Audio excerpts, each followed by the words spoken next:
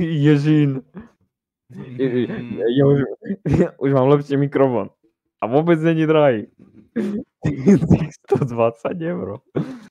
Proste 39 € za toto. Za to, že to je podsvietené. Ten stojan napravo, ty vole. Dobrý stojan. Ale proste, povedz mi, čo je toto za mikrofón? Alebo toto. Už to má hneď prvé. 130 alebo 95 €. Rozdiel aký? Počúvam, a nevidel som to pred chvíľkou z novely.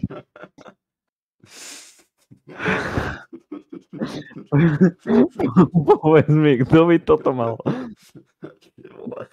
55 € za toto BM. Ale kto by si to reálne kúpil a zobral by si to? No to neviem, vole. A teraz vieš, aký by to bol ten Intronix a že yeah. Môžem toto kúpiť Intronixovi? Môže streamovať. Ja som chcel mikrofóny, nie mikrofóny pre ženy, ktoré by z toho robili porno videá. Áno. Najlepší mikrofón ináč. Tohto nepochopím nikoho a keby som niekoho videl s týmto, tak To je rovno blok. To je nejpak mikrofón, ty vole. To by si chcel mikrofón, ktorý by sa na teba usmieval. Kámo, ten napravo sa dobre, vole, ako... Áno, ešte tá cena. A teraz mal som streamovať? Hej, streamovať som mal. Teraz dám herné. Tento je celkom v pohode.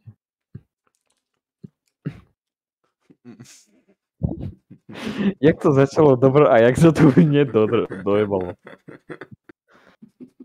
Zase, len kvôli tomu, že je to podsvietené.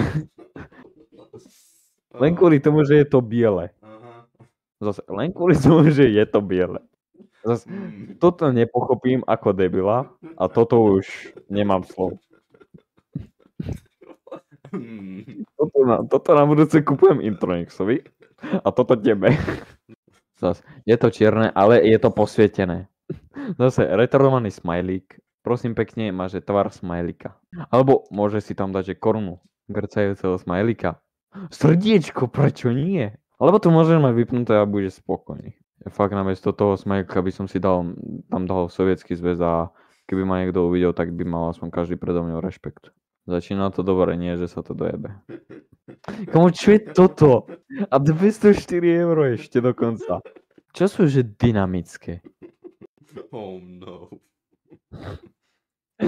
Dobre. Za 107 €. To je paterka, vole. Ale že? Tuto vieš, že by ti ešte chýbala tá vrchná časť, kde by si mal to sklo.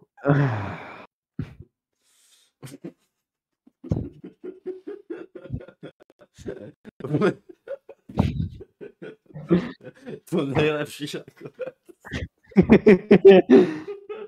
Proste, no. Ja mám dosť.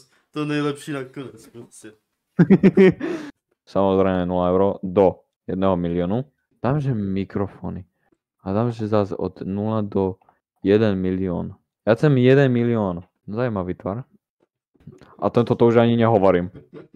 Už by asi stačilo mikrofónu, proste nenájdem to, no.